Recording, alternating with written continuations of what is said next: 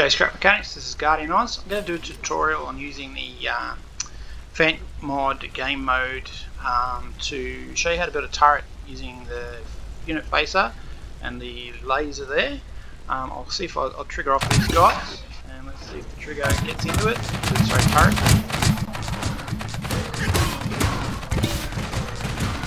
Just trying to be in the beam so the everything can get destroyed super quick.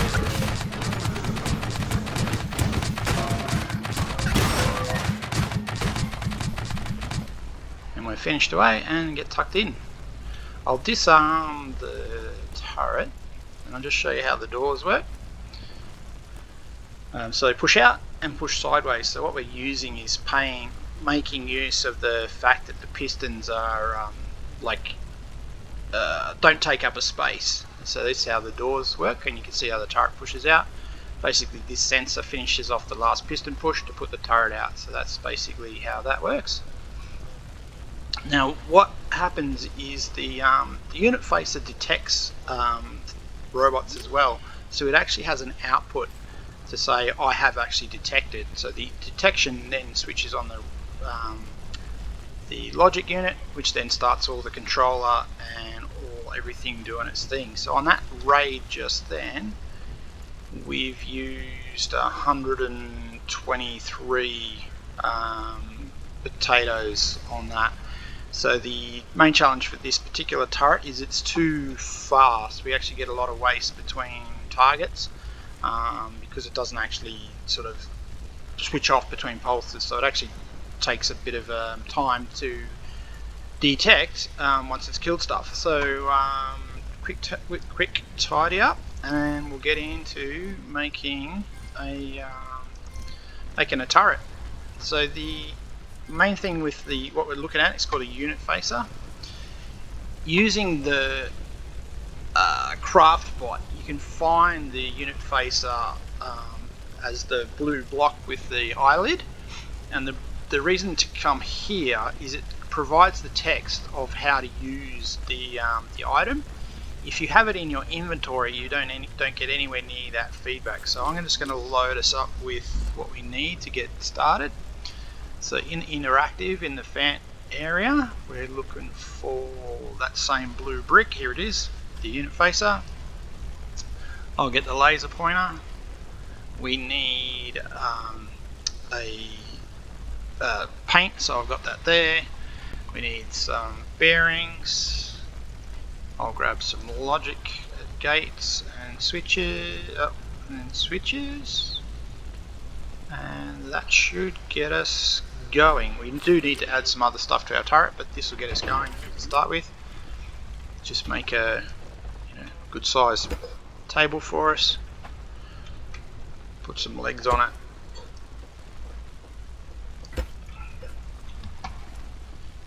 If you're ever making flat bottom creations in a flat area, you get lag, so just remember to not do that. So the first thing we need is the building bricks. I shall get into the parts I like to use. So I'll use this elbow and this guy.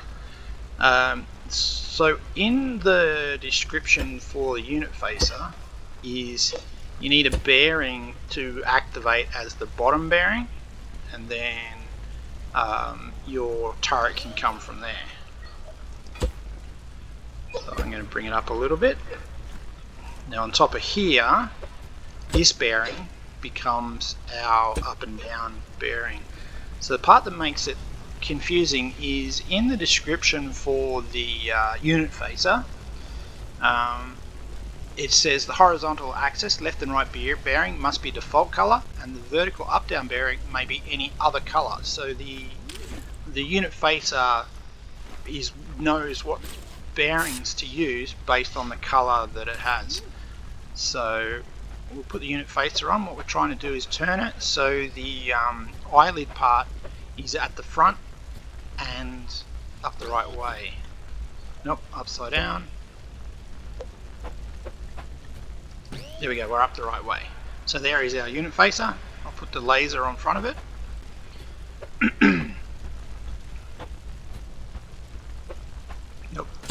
our laser. You can change the color by painting it. This has got a range of 10. We'll push it out to a little bit further, 160, so we know how far that is. We'll set the unit facer to similar.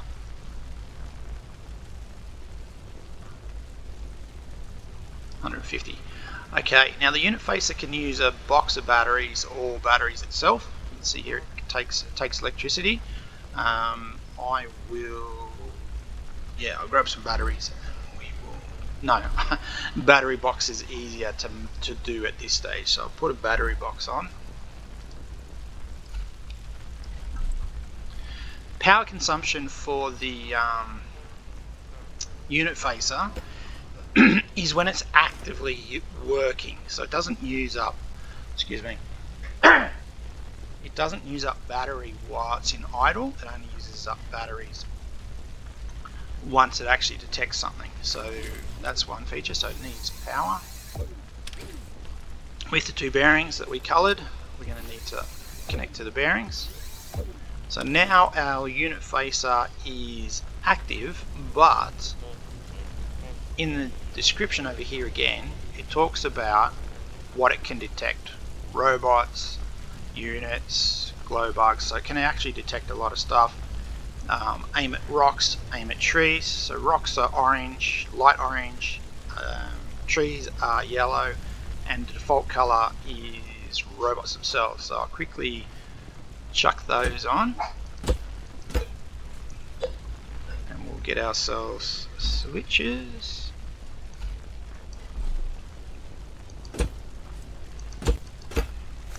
So we were talking about light orange, and we're talking about light yellow, and the default color. So now we can connect that to the unit facer.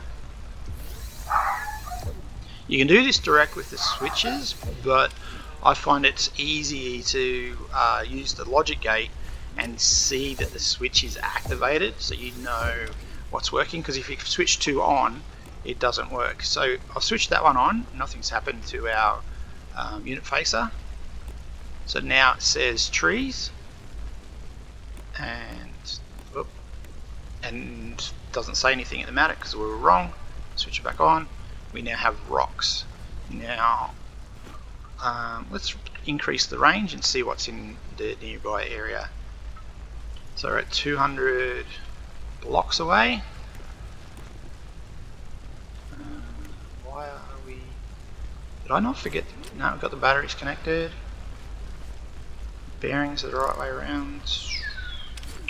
It's just, there's nothing in the area. Not that close anyway. Let's push it up to 400. And we'll go for trees. Rocks. Ah, I'm on a lift. Of course. There's rocks. Switch that off. There's trees. Is there any robots? No, there isn't. So we will make some robots.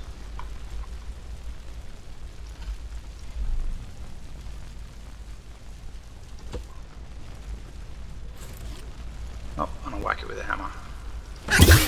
So our new turret's detected it.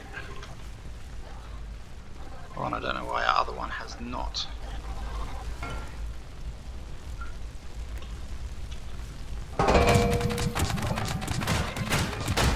Oh, I self-swing, switch it on.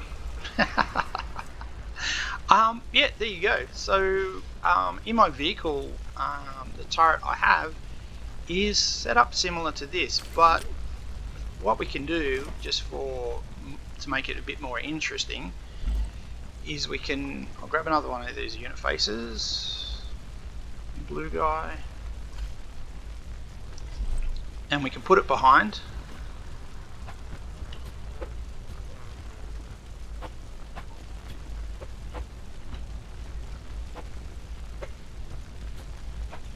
I want it facing the same way as the other one, with the eyelid to the top.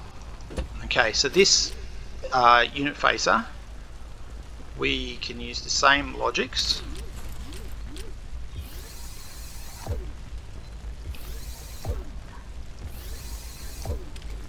Now, what we can use is we can have this guy on a long distance, and then we have this guy on a shorter distance. So this guy now becomes close support. So we can say, okay, we've detected a robot in that direction, but we're not going to fire straight away because it's not a particularly problematic thing. How far away is it? Nope, I think it's just looking at a tree. So yeah, basically what I'm getting at is the unit faces actually have an output that you could use. So we want to output that one to say yes, we're successful, and we can output the back one to say we're looking at the right thing that's close enough. So we've had both of these switch on, so that tree is less than 140 blocks away. So if we switch this over to the rock, we know the rock is over there, but it has not triggered. So what you can do is use the logic to give yourself an AND gate that says if both of these are on, now you want to do stuff, so this will activate. So the actual unit face is now, if we go back to the trees, says target whatever, but we can have it so that on the trees we don't want to activate that, so we can actually make an AND for this one as well. So now it'll detect the item, but we know we're not close enough to it. So what I'm getting at is now we can shoot where we've detected something that far away, but we didn't want to activate on it, so we want to activate on this guy. And we've got both of our things, and now it's closed and shut down. Hopefully that makes sense for people. So on my vehicle I was using the shortened version to target everything. So you can put on your for turret wise, we'll use the interactive. Use the mounted spud cannon. Or just put it on top, to the side.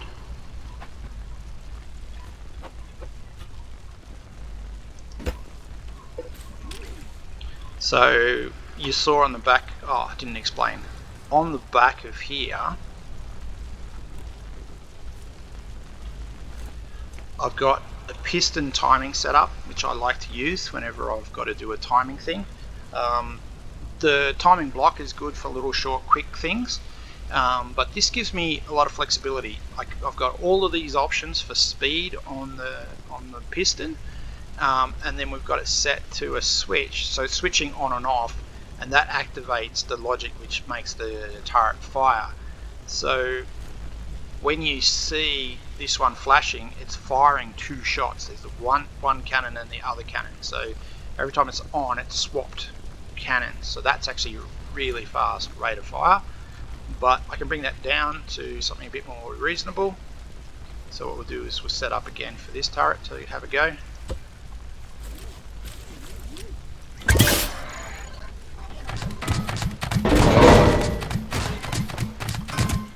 So you can see there the delay with the doors makes that behave a bit funky. Yeah, I think that's okay. I think as a quick tutorial, the main thing I find for the Fant mod is a lot of stuff has quite a few different options of what it does. So the gas engine actually has like a gear up, gear down, a clutch and a brake, and they're all different colors. So if you've got this in your inventory, sometimes the description it doesn't allow you to scroll the description at all. Where is it?